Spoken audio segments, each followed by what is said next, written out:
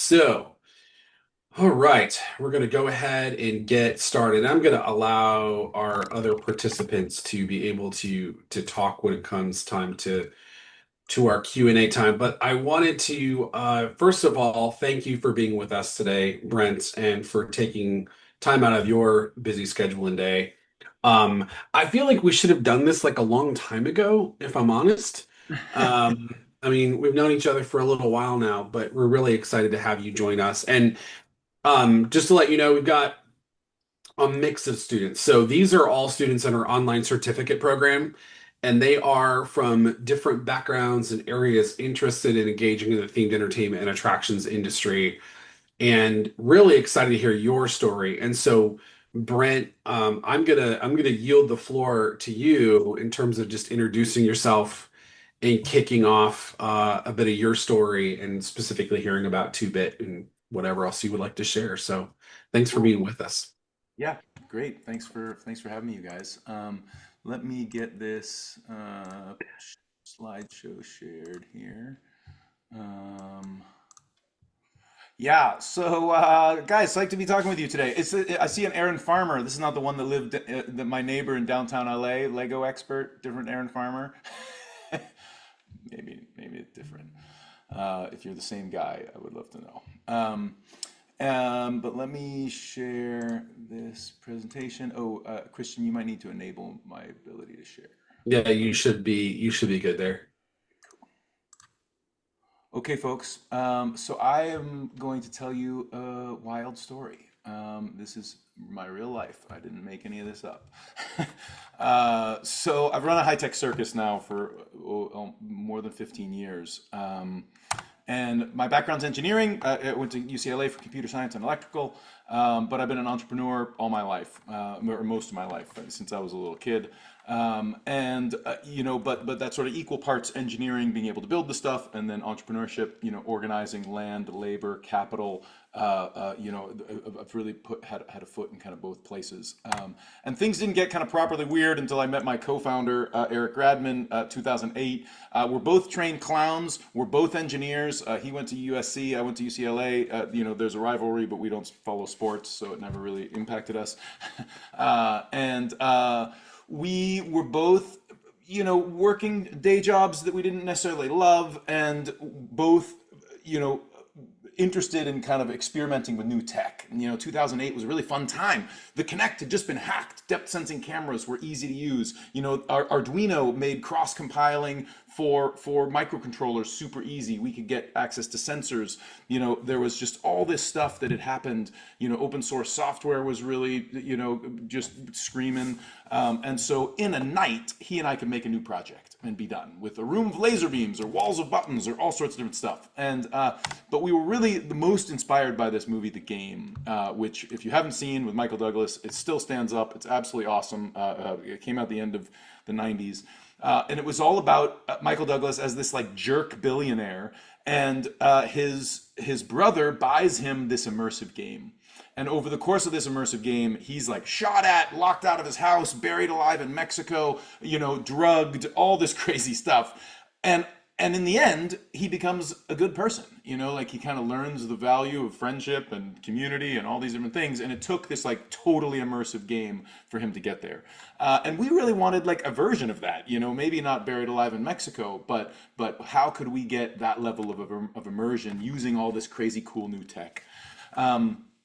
Escape rooms didn't exist, back then, and so there was this sort of all new category of immersive theater and whatnot was all really just getting momentum.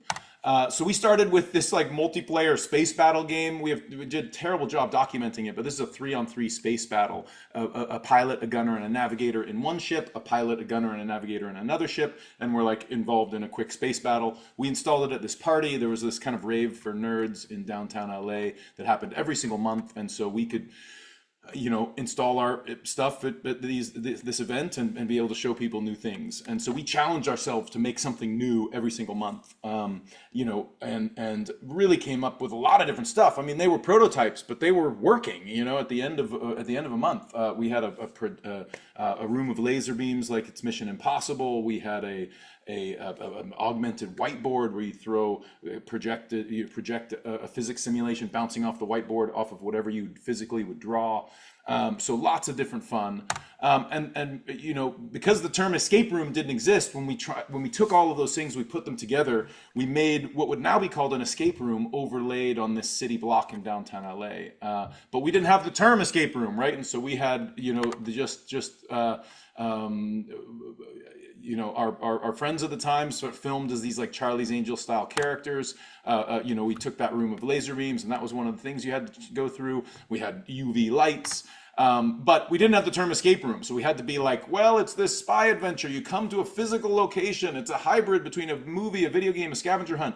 You know, we needed a paragraph to get people up to speed, and still, folks were like, what is it? It's a mobile app, or how does it work? You know, nobody really, you know, understood sort of exactly what we were doing, but. It got us exposure to a lot of different brands. We started getting a lot of branded work. One of them was this rock band, OK Go. We helped them make this music video that ended up getting them covered in paint. Ginormous Rube Goldberg. It's like 70 million views at this point. And on the back of the success of that, we ended up with kind of more and more branded outreach saying, hey, we saw that stuff you guys are doing. We'd love to do stuff like that. Dave & Buster's really early, as Oculus was getting bought by Facebook, was curious, hey, how long do people care about doing VR? What are they willing to spend? We built some of the first attractions for Dave & Buster's so they could test that, virtual reality attractions. A driving game. We actually added translational head tracking to the Oculus before even it had translational head tracking. So really, really early, I got my first Oculus headsets from Palmer Luckey himself. So a lot of early VR exploration, and we learned just exactly how hard it is to put the public through VR. You know, a lot of the arcade attractions in a Dave & Buster's are completely autonomous, right? You walk up with a card, you do it, you pay, no human, no staff. They didn't have to pay any staff member to be involved. In the case of VR, you needed a staff member to put it on your head. You needed a staff member to take it off and clean it afterwards. You needed to make sure that the controllers were synced. Everything sort of had all this management to it. Which, you know, if you're running an attraction, adds all this cost, right? If I have a free arcade game over here and one that I have to pay somebody $25 an hour to put people through, you know, that's going to screw up your economics. We helped Samsung and Verizon launch VR at the Super Bowl, did the same at the Olympics. So really by the end of, I don't know, 2013, 2014 timeframe, we had put 100,000 people through VR easily, which is a lot of people when you're talking about one at a time with a staff member there to help people do it. Ultimately ended up getting us on Extreme Makeover Home Edition, the television show where they build a new house really fast. We were their on-camera inventors, and so they came. This is our workshop in downtown LA. It was beautiful, ginormous, you know, 50-foot ceilings, an old power plant. And so it became both our workshop and a TV studio as we built, you know, stuff for these families. You know, and this was kind of a period that I think might be interesting to you all as you start your careers in this domain is, you know, you have the things that you want to build, you know, the creative projects that you think would be great in the world, but then you got to pay for them. You got to fund them, and there's not a lot of funding for this stuff, you know. And these are art projects or you know, entertainment. You know, there's not a lot of VCs that care about funding entertainment, and so we really needed a way to fund our dreams of building immersive entertainment through and do it with whatever funding we could assemble. And so a lot of the times we were doing contract work for brands in order to be able to fund our vision for new kinds of immersive entertainment. And so we would pitch our ideas to these brands saying, hey, maybe you guys want to build it. We actually pitched to Extreme Makeover Home Edition. We wanted to build this real life Mario Kart. And we went through ABC Legal, we went through sort of all these different things, and they were like, nope, we're not going to do it. This is too dangerous. It does not, you know, we can't back this.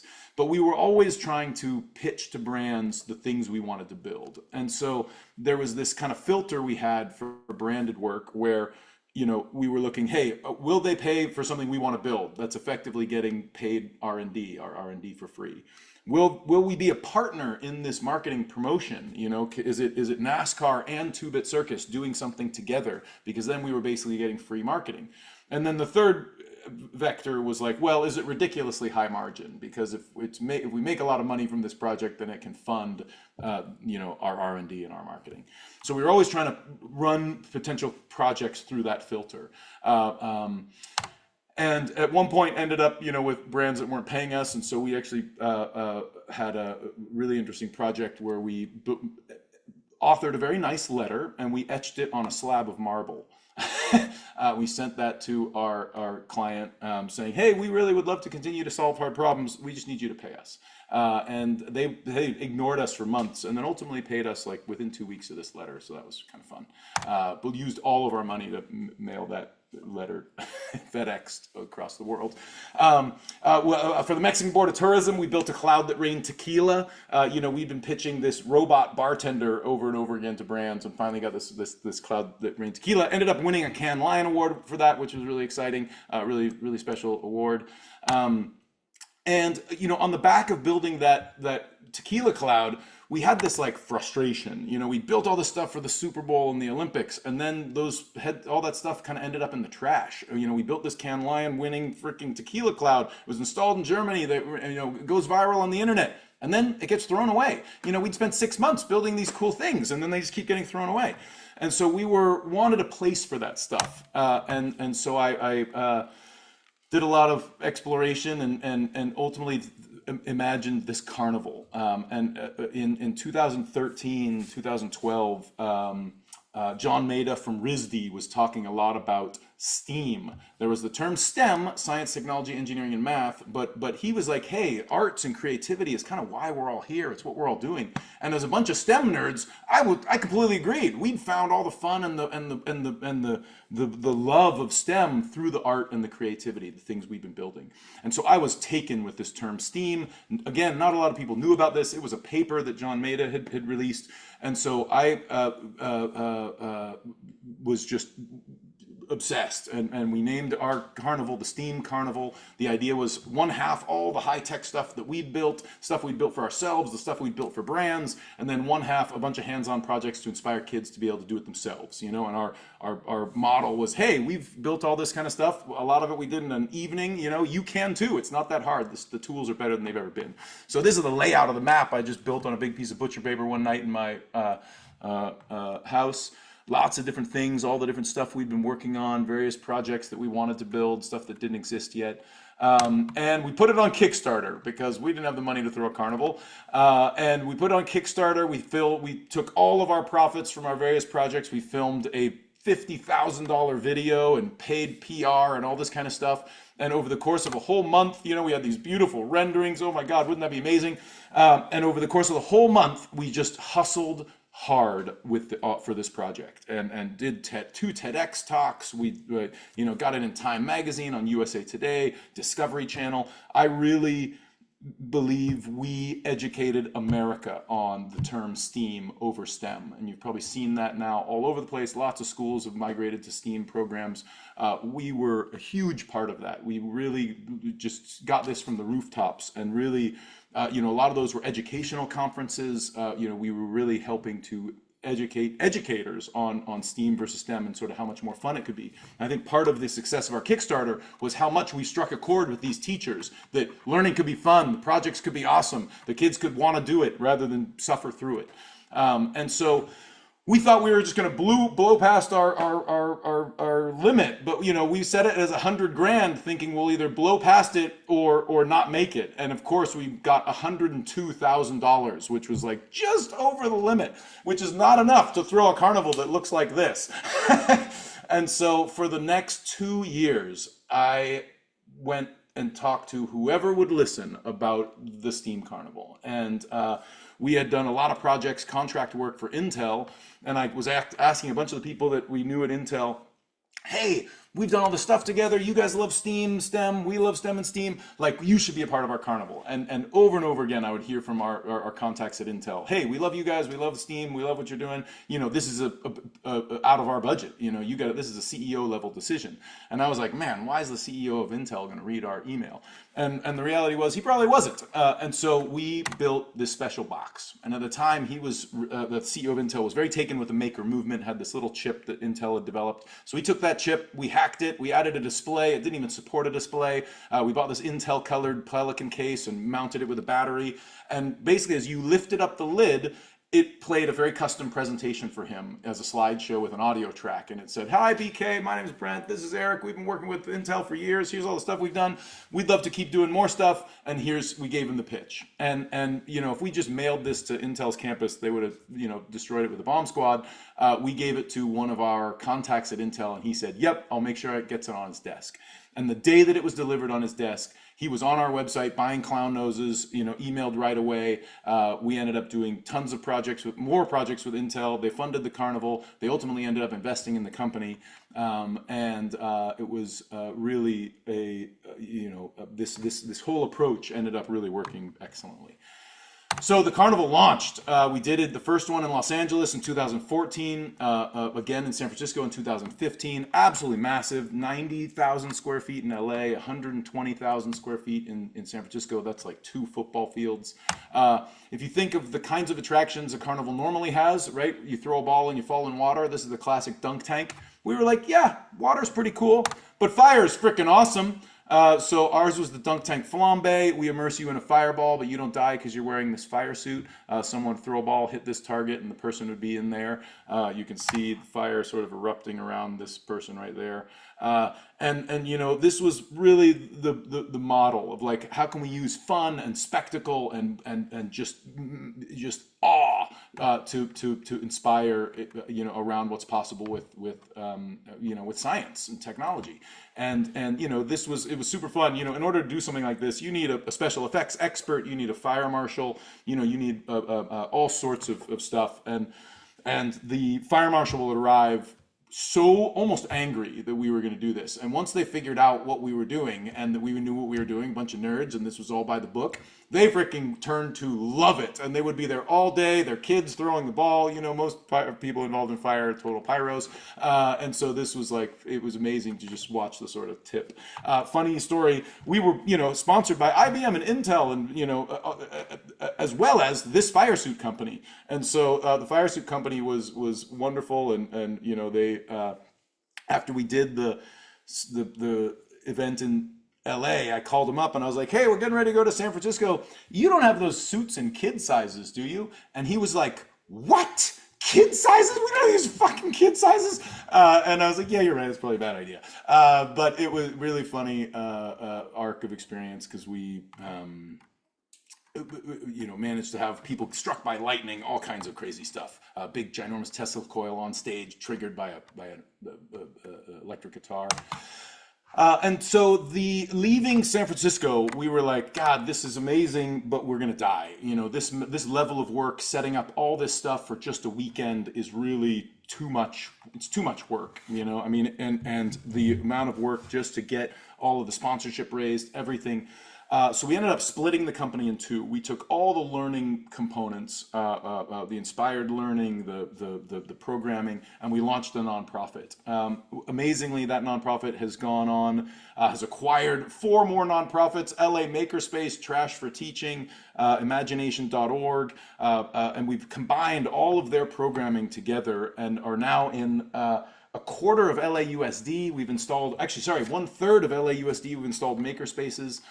We've upcycle clean waste. This is our warehouse in Los Angeles. These are all different elements, basically trash. This is extra fabric from fabric companies. These are the hollow tubes at the center of yarn from the fashion district.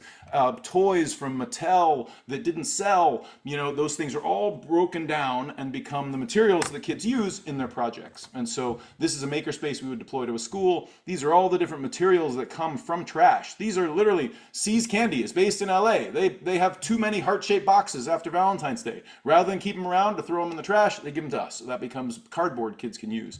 These are medical sample cups in the corner right here. I don't know if you can see my mouse. But the medical sample cups are sanitized, and even when they are clean, the sanitation will expire. And when it expires, they just shovel these by the truckload into landfills. Instead, they're great wheels for cars or all kinds of stuff. We end up putting that stuff as art supplies for the kids. So we're in, all over LAUSD. It's absolutely massive. The foundation just bought a building in the middle of LA. So it's really an exciting program that frankly should exist across the country. And so kids now build their own carnival games and then throw their own carnivals. We've done that for years now in Hawthorne and other schools. Here's some kids making their own dunk tank using water, of course, which is much safer. This is the building that we just bought down on Western in the middle of LA. It's where we do the warehousing and all the rest of it. Just had a big grand opening a couple of months ago. And then the other half of the company, we decided to go permanent. Touring a carnival is expensive because you need to move it all around, and you're not making money when you're moving it around. Without your own permanent home, getting a location, getting the economics right for the size of the location, the number of days that you'll be there, the kinds of attractions you want to host. It's a real complicated calculus. And for us, we really want to get people out in public, back out of their houses. Most people on average are home alone, depressed. We felt like the ginormous amount of anchor tenants out there exiting big box stores, closing down Macy's, was room for big places, big entertainment zones. And so again, imagined, just like the carnival, sort of what that layout would look like. We'd made some renderings. It had a lot of our story room, escape room things, a whole learning kind of STEM and STEAM lab, virtual reality, a big game show theater, so we set to work trying to raise money to be able to build this thing. We had success with cool letters, so we made a beautiful pop-up book for J.J. Abrams with a whole description. One of our engineers was a bookbinder, and so this beautiful pop-up book, leather-bound, wood hardback, had this case. And the code to the case was distributed across these 3 letters that we gave to J.J. Abrams' manager and operations lead and somebody else. We'd had such awesome success with our first 2 crazy letters. We never heard a thing about this one. And I just continue to wonder where on earth this box is and whether it was ever opened.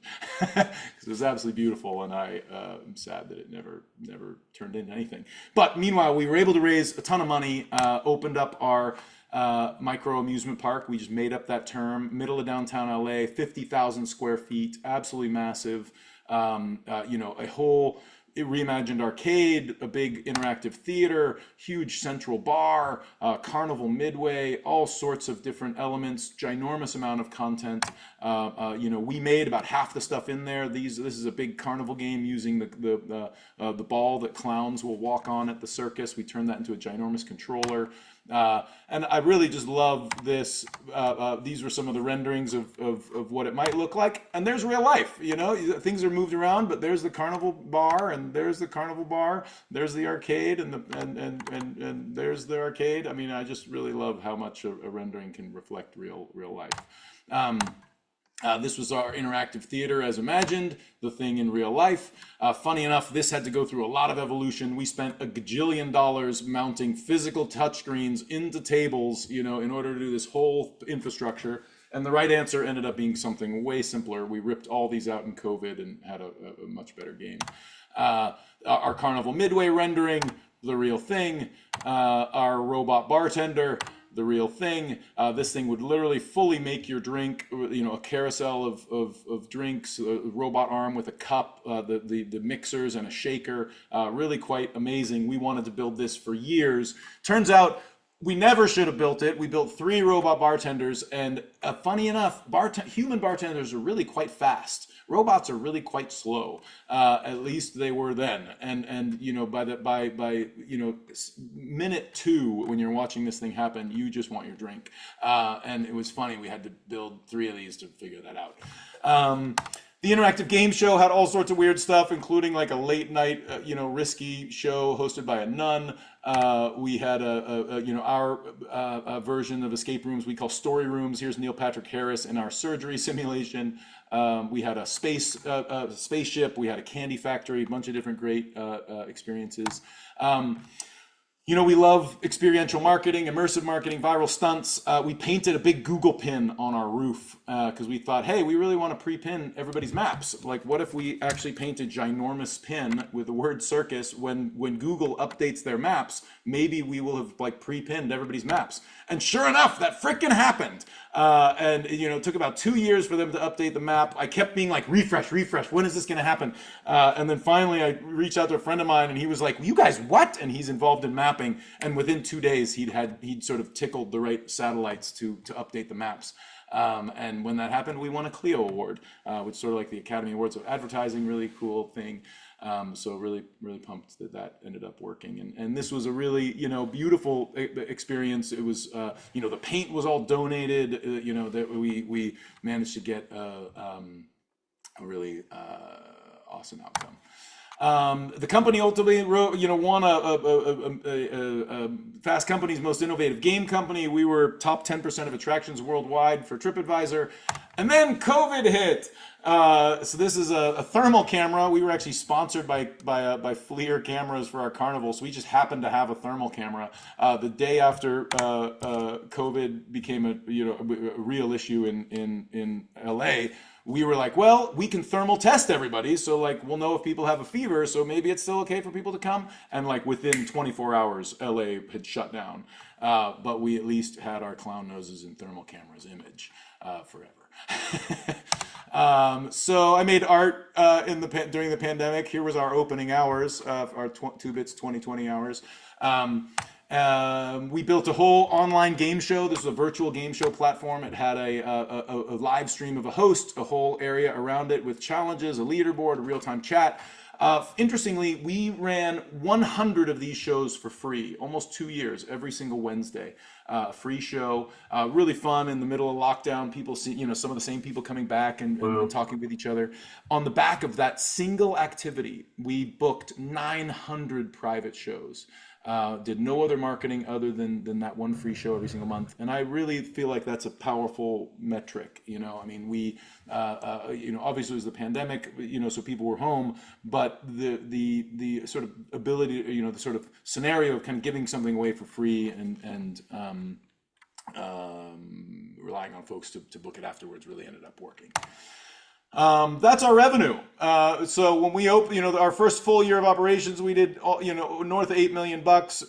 Just in January and February of 2020, we were on trend to do $10 million. I was closing a $30 million investment raise to open 5 more. We had leases already negotiated and ready to sign.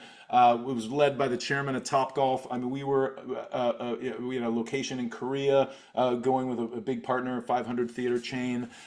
We were just going to the moon, and then we just got absolutely eviscerated. That fundraise fell apart. All those locations went away, but we managed to get at least through to a reopening in the pandemic. Never got there with our landlord about what to do about the rent for these 2 years. Which was really unfortunate because they ultimately evicted us, even though we were just absolutely getting out of our issue in 24. The amazing part is we had launched a SPAC. President at 2bit had been the CEO of Great Wolf Lodge, and she had always talked about a sort of different version of Great Wolf Lodge. And if you don't know Great Wolf, they've got a huge hotel and water park, a huge hotel, and then a ginormous water park. And so a family of 4 goes there on a Friday, doesn't leave the building until Sunday. And so our thesis was, hey, there's a number of hotels out there that are business-focused hotels. They have ginormous conference centers and no conferences. And what if we bought those hotels, put a 2-bit circus in the conference center, turned it into a family hotel? We could do it at way cheaper than it took Great Wolf Lodge to build a new hotel, and they're gushing cash. So the market loved it, raised $110 million in a SPAC, which is a special kind of way of taking a company public. Turns out they're, in my opinion, a total scam, but we were the perfect. If there was a good application for a SPAC, we were it, because we negotiated with both the hotels, Denver Crown Plaza and the Hilton Stamford, Connecticut, to take over both hotels, buy 2-bit, and then the whole company would be public. 2-bit would be public together with these 2 hotels. The hotel owners would have immediate liquidity. 2-bit would have the money to be able to refurb the hotels, and we'd be off and running. So that was amazing, and it's a 2-year timeline to be able to do that. We raised another $75 million in a debt instrument and some additional cash to be able to make those changes. We banked with SVB, the hot, Silicon Valley bank that all the startups used. But turns out that a couple of weeks, maybe 1 month before the end of our SPAC, Silicon Valley Bank collapsed. Which is an impossible thing to imagine a bank to do, especially for where we were in our timeline. But it absolutely destroyed the deal. One of our primary investors in the SPAC that unlocked all the debt money and also banked with SVB. Some of us didn't even know we were going to get our money back. You know, the SDIC insures you for freaking 250 grand. You know, a lot of people had millions of dollars in Silicon Valley Bank. Imagine you have multiple $1 million in a bank and you don't know if it even exists anymore. So this was the state of the world in the kind of 2023. And when that failed and the SPAC collapsed, 2-Bit had this sort of vanishing window. And I desperately tried to get our landlord to reconsider, but their empty building, which I think is still empty now, they evicted us on April 1st, April Fool's Day. Not a joke. But on February 29th, we did what's called an ABC, and which is sort of a modified version of a bankruptcy where they went to try out and sell 2-Bit and reached out to Dave & Buster's and Chuck E. Cheese and all these others saying, hey, you want to buy 2-Bit? And on Leap Day, February 29th, they looked in the email for all the different bids, and mine was the only one. And so I took over 2-Bit. We ran it for a month in March profitably, which was amazing, and got evicted April 1st. So that was very sad because we basically packed, over the course of the next bit of time, everything up to get out of there. And basically just kept building stuff. I built a whole interactive game show, super fun kind of replacement for those touchscreen tables you saw earlier. This open source arcade cabinet that is a kind of turnkey way to be able to launch an arcade for under $1,000. And got obsessed with mixed reality. In the front of 2-Bit, right in the last kind of year, as we were before we got evicted, we had all this office space, and I just gave it to kind of my favorite nerds around LA and said, "Hey, you guys can build stuff, test on our audience." And one of them was this guy Aiden Wolf right here in the corner in the white shirt, who had been experimenting with hacking the boundary for the MetaQuest 3, removing the boundary. And so he put me on a drift trike in the parking lot. And in my headset, I saw coins to collect and barriers to go through. This was full-blown Mario Kart in real life, and it absolutely broke my brain because I could not believe how energized I was. I mean, my heart rate was at 150 after going around this track twice trying to chase the person that I was chasing. And, for me, that was my mixed reality aha moment. Like, this is the future. It will be amazing. The tech, it just needs more time. But mixed reality delivers on the enthusiasm everybody had for Magic Leap and the HoloLens and all that stuff that just didn't work. We get evicted April 1st. This is what arcade getting dismantled looks like, pulling all of this kind of stuff, 50,000 square feet of stuff out of the building. Our landlord gave us 48 hours to get out, so that was nice. And we moved right next door. Turns out there was a empty club that was run by a guy in Palm Springs, didn't really use it very much. And so in one of my favorite namings ever, we created the 2-Bit Sideshow. We moved a bunch of our best games into the Sideshow. We still had tons of corporate events on the books. And so we reached out to all of them and said, hey, we've been evicted. We're right next door. Would you still come? And so about 75% of them said yes. And so we fulfilled our obligation to the events that we had booked out, months beyond when we had the venue. It looked great-ish. We had a bunch of our favorite games in kind of a revived environment. That allowed us to kind of run all those games and then ultimately move to the west side. We went to Santa Monica, where there was Santa Monica Promenade. Used to be the hottest part of LA. It's now in a very weird moment, kind of post-COVID. And so we were able to get a great deal on a venue in LA. Set up and did lots of parties, rave kind of style events, but still kind of run, lots of private events. But it also gave us an opportunity to continue to iterate on that mixed reality experience. And this is the public walking mall. And so people would literally check out their headset inside of our venue and then walk out the front door holding the headset to their face and punching blocks like your Super Mario Brothers, jumping over lava, coins. But remember, this is a public walking mall. There's a curb, there's trees, there's strangers. But because mixed reality allows you to see through the world around you, we were able to do that safely. I ended up getting on Shark Tank in the end of 24, and that aired in 25.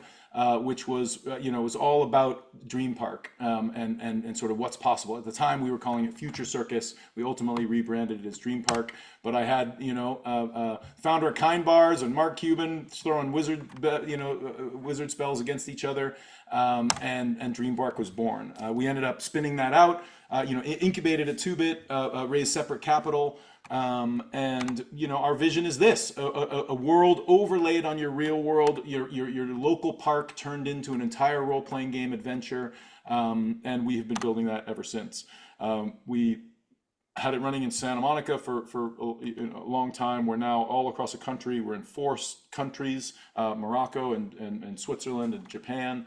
And if you think back to 2-Bit's micro amusement park sort of original vision, even though we don't even have the venue anymore, I've just continued to build all the pieces, and as a result, we now have all these things. I mean, the foundation in a third of LAUSD, Dream Park providing all of this immersive free roam VR, the game show, in this whole theater. So lots of, we built out all of our own arcade games, and so it's so fun to see. Even though this is a decade old, the full vision getting realized across all the different pieces. So we continue to look for another large venue in Los Angeles. We really got obsessed with Angel City Brewery, which just went out of business, and got very close with Boston Beer to being able to take this over. It has an actual slide in it, all sorts of different stuff, but we didn't quite get there. I'm still hopeful that will come around. And in the meantime, with Dream Park, we are activating empty space, in a way that is just unbelievable. To open a 2-bit, somewhere between $10 and $15 million, right? Call it $250 a square foot, $300 a square foot. We can open a Dream Park for less than $1 a square foot. This was us arriving the day we opened in 25,000 square feet in Seattle, big empty room. It was free.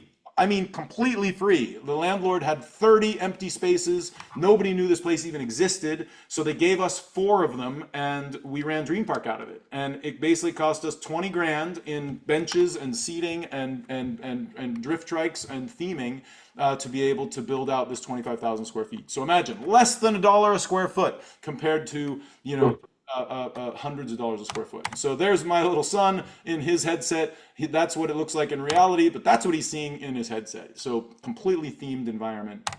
And again, we were able to do this with just, a bunch of pop-up stuff. So Dream Park is now working on our locker. So this is a custom vending locker.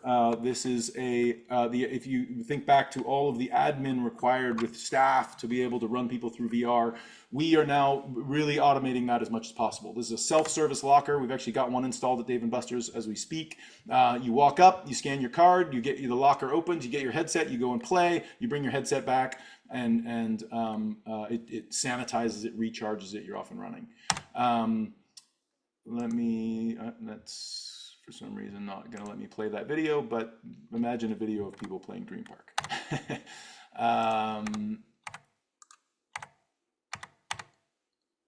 And for some reason, okay, this is a mall, just the mall common areas in a mall in Long Island. We got an operator out there. We're running it in public fields. This is AI generated, but the idea of being able to sort of take just about any space and turn it into a big immersive environment. We won a couple of great awards this year. We won a Webby. We won the OREA award. OREA is a big location-based entertainment amusement park award. So really exciting to see folks getting excited about what we love. And now we're moving on to the future. We think of a kind of a gig economy for these kinds of events. 10 headsets in a road case is something that can be brought to a birthday party in a park or somebody's home or backyard or whatever. And so we've got a bunch of operators across the country doing that now and are selling more. The vending machine is a sort of next level version. If you imagine that in a museum or a Dave and Buster's, kind of being able to vend out the headsets. And then as we get nationwide coverage, we get to the same kind of efficiencies that Dave and Buster's and Chuck E. Cheese does of being able to do nationwide marketing to drive awareness and traffic. Um, Building out tons of custom content. We've got an SDK now. We're not building all the stuff. You could imagine all the different ways in which folks could build different kinds of experiences. We've got somebody building a supermarket sweep because he's got a bunch of supermarket partners. We're working on tons of car scans to do a huge car museum. You imagine a museum teaching kids about dinosaurs. There could be the version that's installed in the actual venue itself, in the actual museum, but then that same museum can take it out into the community, put it in a football field at their local schools, and be off and running. We have a number of different pieces of content, a kind of sci-fi one, our like platformer one, this wizard experience we're testing right now that's really quite fun, running around with wands, and again, you're installing this in the common areas of venues, a space that would otherwise be totally unutilized. Dave and Buster's got tons of event rooms, which are super important for private events, and then the event is over and it's an empty room. What's something that can kind of activate that into something quickly? This is my last slide. I just love closing a talk with this kid. I don't know what he's looking at, but I am really inspired to do that level of awe. And finally the tech is there to do it. So thanks for your attention. This is my email, my social media. Feel free to reach out, and I'd love to answer any questions, Christian, or anything else. So I want to give time for students to ask questions. I've got to ask Brent, and I don't think I've ever asked you this before. What drives you? I mean, you have a level of tenacity and insanity that like only a certain number of people actually have. So what drives you? I really believe fervently in the power of immersive entertainment. It is not just for learning, not just for fun. Fun's like step one, but has the potential for transformation. If you think back to the game in the beginning, or there's just so much data out there about immersion leads to better retention, right? The more of your senses involved in a learning experience, the longer you're going to remember it. The worst thing is to be talked at, which I've done to you now for an hour. But the best thing is to be able to, be interactive and be able to be, caught right at the moment you don't understand something, so that you can be, so you can dig into that, and rather than having every minute that a kid is in a room, in a school, in a classroom, being educated about, beyond a concept they didn't understand, is a waste of time. A Right, homeschool kid can right, go right. through an entire 4 years of high school in 2 years, it would be, when it's done efficiently. And immersion takes that to a whole nother level, and so I really feel like the future will be completely reimagined in immersion, whether you're talking about therapy or fitness or learning or retraining. And so I just know that that's the future, and so that has been a really core driver. I also know that humans are social. We are social Hmm. animals. We have got mirror neurons in our brain to support all of that social. And the internet and social media the last 20 years has done the opposite of hyper connecting people, right? People on average, literally, you look at the data, home, alone, depressed. The Surgeon General has a warning out about it. Its impact on mortality is on the same order as smoking. I mean, this is freaking nuts. And at the same time that we got all this empty space, and so I feel like there's a real potential for immersive entertainment applied to all these other domains in public, in all this empty retail. There's just there's sort of core theses of mine that are kind of supported by both our biology, the status of our existing economy, and so I think all of that stuff combines to be my forcing function of life. Love it. I love it. That's great. Yeah. I appreciate you sharing that. Let me open up the floor. Questions, and you all can unmute to ask. So just going to open it up for you all to ask questions.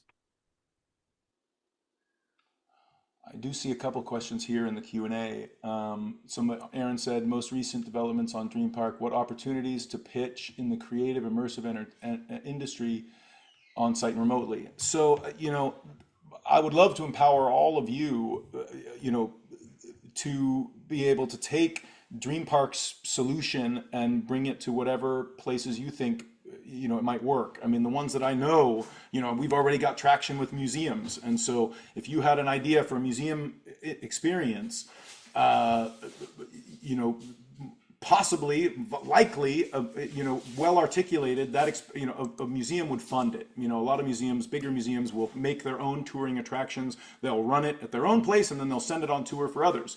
And so, if one of you imagined an ocean experience and wanted to build it, you could take Unity assets, all the infrastructure we built for Dream Park, and be up and running with your own version of this that you would be compensated by the museum itself, and then it would go on tour, and you could get a cut as it goes to other museums. And so for me, that's like a direct business opportunity today. There's appetite for it. The tools to be able to build it with AI are easier than they've ever been. And so that is a no-brainer. I think if any of you are talking to brands, that want to activate at South by Southwest or Comic-Con or one of those, usually they're spending hundreds of thousands of dollars on these booths. Here's something you could activate for a fraction of that, and still do something large. I keep wanting to build the world's biggest shoe store. We could partner with StockX or Adidas or Nike and, take models of all the stores. You could do the size of a football field, have a freaking Air Jordans the size of a bus, floating above you, and all sorts of fun ways to be able to view this world. So that's some idea. And then any plans for Orlando? Yeah, very interested in Orlando. We're further along with Miami right now, but definitely interested in Orlando. I think both of those, a lot of different ways in which this can happen. As an independent operator who's got some headsets they can bring out as a pop-up to people's events, parties, and corporate things, birthday parties, or you find a venue, an empty venue, who's willing to do revenue split and set up something more permanent. And so if any of you are interested in that, happy to discuss.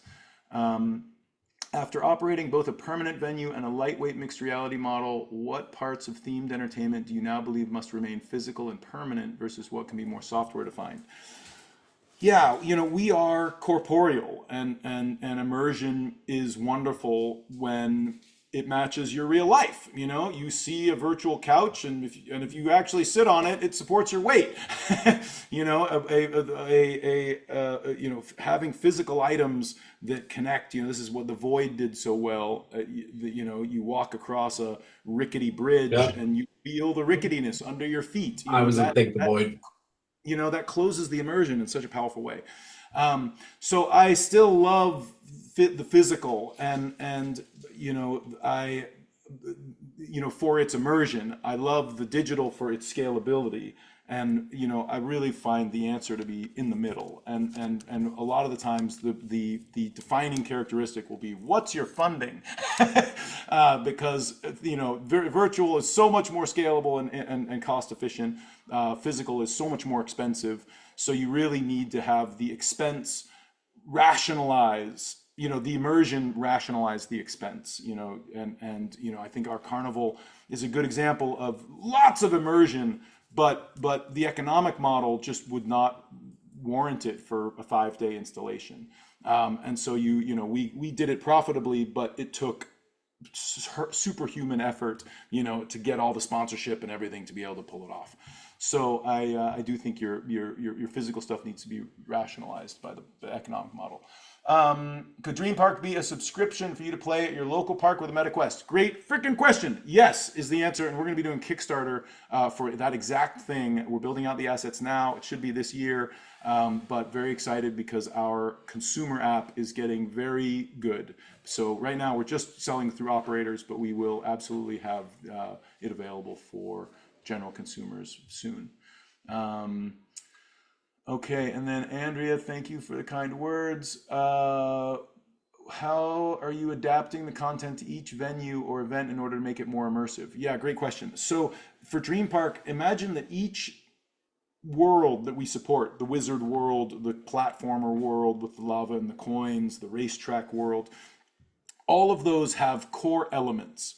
The lava, the platformers got lava pits of different sizes and coins and different orientations and a boss battle. Well, if you're in a park in San Francisco, you would put the boss battle in one place and the start in a different place than you might in a park in New York. And so we have these objects and and then the mobile app, which I can show you on screen here. The mobile app is an admin tool that allows you to then make those changes. So I'm going to just show you my admin tool. I was laying out the wizard adventure last night, and let's just see here. Give this a second to load. Okay, so you can see here's my map layout. And I'm going to just go over here, and you can see now, oops, all these different elements in my wizard adventure that I can lay out on my map. And there's the big dragon and his lava pit. And so I can then make sure that for the mall in Long Island, the boss battle's at the end around the corner, and the start is right next to where the operator wants to start it. But then we have templates that fit exactly the size of a football field, exactly the size of a basketball court, because those are standard, across the country.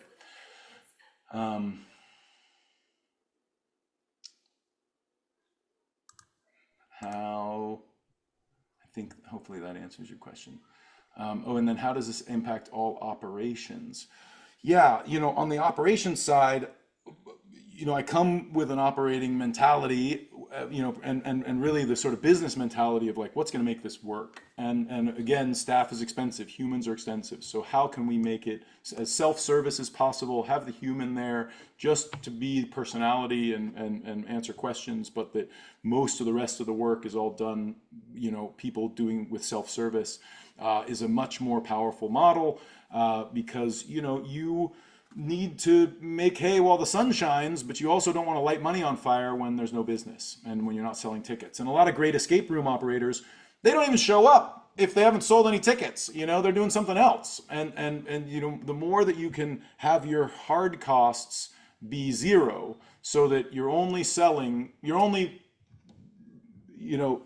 have expenses when you have revenue to tie to it, is the ultimate, And so if you can find a venue that'll do it for free on a percentage of revenue, great. You're not paying rent every month. If you can find partners that'll co-market with you, so that you don't have to pay for the marketing, great. Now you're not having to pay for that.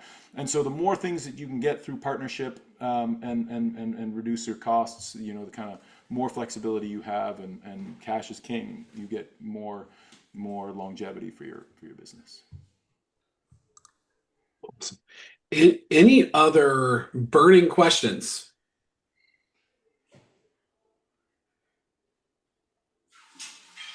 from students or faculty or? Hey, Brent, thanks for coming on. I'm curious, how is Gen Z and younger, like how are the young folks responding to mixed reality? Are they digging it, or Yeah, how's it looking? What's the it's outlook? interesting. My little son, when I first put him in, was 4, and we didn't. I used to think the floor for VR was like 7 or 8 or 9. Because it's complicated. The controllers, all the different stuff. My 4-year-old was great with it. He holds the headset to his face. He just can use his hands. He's running around collecting coins, and so they definitely respond to it, and are dazzled by it, and in fact are more willing to sort of stay in there exploring around, and don't even care about the larger game mechanic. They're running around collecting coins, and they just care about how many coins they've collected. They're not they don't even care about the boss battle as much, or it's been interesting to sort of just see the way that they will play with it. But for sure, it's been fun to see how much they'll. You've got a winner when you've got only so many headsets and more kids that want to play than you've got for them. So it's been neat to see how young it'll go, and also how old. I put my 80-year-old dad in it, and we were selling tickets to adults like you would an escape room, and so it really has a broad appeal. And as I mentioned earlier, the level of immersion when you put on a headset and all your experience has been virtual reality, but you put on a headset and you can see the world around you, total immersion wise. You know, I mean, the Magic Leap and the HoloLens just had 40 degree field of view or something really small. You know, you were always aware of the world that wasn't augmented. When you're in mixed reality in full immersion, the world might be less resolution, but once you augment on top of that, the immersion is maintained. It's so much better than augmented reality. I have yet to see augmented reality that can come anywhere close to the level of immersion that mixed reality can give you. That has been really neat to see. We are most of the time the very first time people have ever seen mixed reality, and it just blows your mind. Love Michelle, how do you see the current market for immersive? Oh, guys, I have a call right now that I cannot be late for. it. Go. I'm gonna go. It's great to You're see you. good. Thank you, Michelle, please Brent. email me this, and Appreciate the I'll. time. Yeah, great to see you. Bye, Right. guys. Right. And that is Brent Bushnell, and that was fitting for his ending there was fitting for his life. The fact that Brent is constantly running. So if you are considering attending IAPA with us, he mentioned this kind of at the very beginning. The past 2 years, we have done a work a booth experience where you can work an hour in the booth with Brent. And so we'll be doing that again this year. So that might be an opportunity for you to rub shoulders with him and a little bit more about Dream Parks and what they have going on. So with that said, thanks for joining us today. And we look forward to seeing you all in class or in our next session.